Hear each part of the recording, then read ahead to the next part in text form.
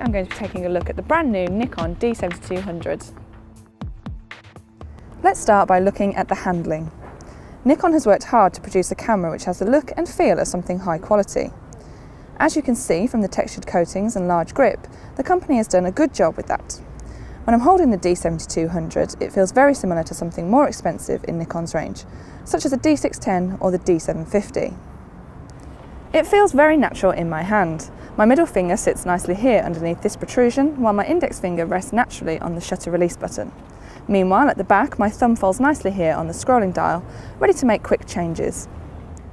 On the left of the camera here is a mode dial for changing the exposure mode. As you can see, it's quite a simple offering with just 9 different settings to choose from.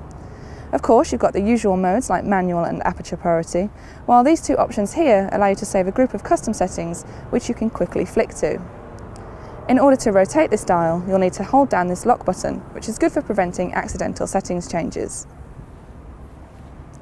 Just underneath this dial is a second one for selecting the drive mode. Again, there's a small lock button here, and while this is a little fiddlier, it's something you're perhaps less likely to be changing all that often. This is not a camera that you can really use one-handed. As you can see, all of the buttons are spread out across the camera body. However, they're all within easy reach of either your left thumb or your right thumb. The majority of the buttons are on the back here, as you'd expect, but there's also a couple of other useful ones in other locations. Take a look here at the AF selection button and the AF/M switch, which is just here behind the lens mount. You can reach this while you're using the viewfinder without having to take the camera away from your eye. Moving around to the front here is a customizable function button. You can assign this to one of 18 different functions, including the useful virtual horizon display. Now let's take a closer look at some of the buttons on the back of the camera. This one here, marked with an I, is sort of like a quick menu with a few of the camera's functions directly accessible from it. If you press it, you'll see things like picture control and so on. This live view button is found on the right hand side of the back of the camera, and this switch here which surrounds it allows you to move between still shooting and video recording. Now let's look at the viewfinder and screen. Being an SLR, the viewfinder is an optical device, and in this case it offers 100% coverage, which is great for making sure nothing unexpectedly creeps into the edges of the frame.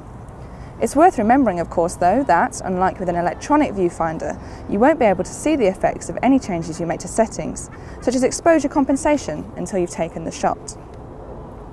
Although this viewfinder is lovely and clear, it still makes sense to use live view when shooting something that requires critical focus, like a macro scene. While this 3.2-inch screen is lovely and bright and has a high 1229K dot resolution, it's a shame that it is fixed and not articulated, as that would make it easier when you want to shoot from an awkward position. Turning now to the D7200's connectivity. For the first time in a Nikon SLR, the D7200 has both Wi-Fi and NFC connectivity. However, the controls for setting it up are a little hidden away within this main menu. It would have been nice if a direct access button could be found somewhere on the body. Let me show you how to connect.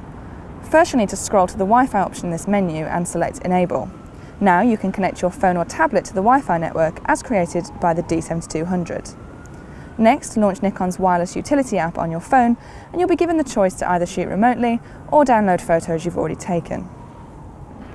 It's disappointing that there's not much control given to you with this app. As you'll see here, all you can do is set the AF point and trip the shutter release. I'd like to be able to change other key settings such as sensitivity or aperture, but it's still useful in some situations, such as when shooting a group portrait.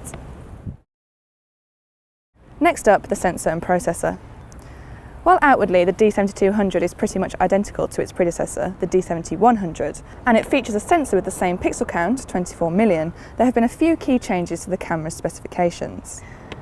It's now got a better processor, the XPEED4, which helps it to continuously shoot for longer periods of time. If I set this dial here to CH for continuous high and shoot in JPEG only, you can see that the camera continues shooting for roughly 10 seconds before slowing down. That equates to roughly 40 or 50 photos, which should be plenty of opportunity to catch a fleeting moment. If you want to shoot in RAW format as well as JPEG, you'll get more like 2 to 3 seconds, but if you time it right, that should still be enough to capture the moment. Other improvements which have been made, which help the camera to perform better, include the addition of the same focusing module as found on Nikon's full-frame cameras, which makes it sensitive down to -3 EV, or, in normal terms, very low light. So what are the images like? I had little doubt that the D7200 would produce great pictures, and happily my expectations have been met. JPEG images directly from the camera have beautiful colours and great warm tones, while detail is captured excellently by the sensor throughout the sensitivity range. The native sensitivity range has been expanded from the D7100, and its top capability is now 25,600, which can be expanded to use the High 1 or High 2 setting, which gives you an equivalent of ISO 102,400. You can only use these two settings in monochrome JPEG, but as you'll see from this shot, the grainy appearance can be used to great effect to capture moody black and white images. In terms of video, the D7200 is capable of recording full HD video at 1080p at 30, 25 or 24p, or at 50 and 60p for slow-mo playback when using the D7200's 1.3x crop mode. This is now being shot with the Nikon D7200. We're making use of the microphone and headphone ports here for better sound recording and monitoring, while clean HDMI output and the new flat picture control should make it extra appealing for videographers. There's lots of great things to like about the Nikon D7200, and it has a comprehensive feature set which should be appreciated by most enthusiast photographers.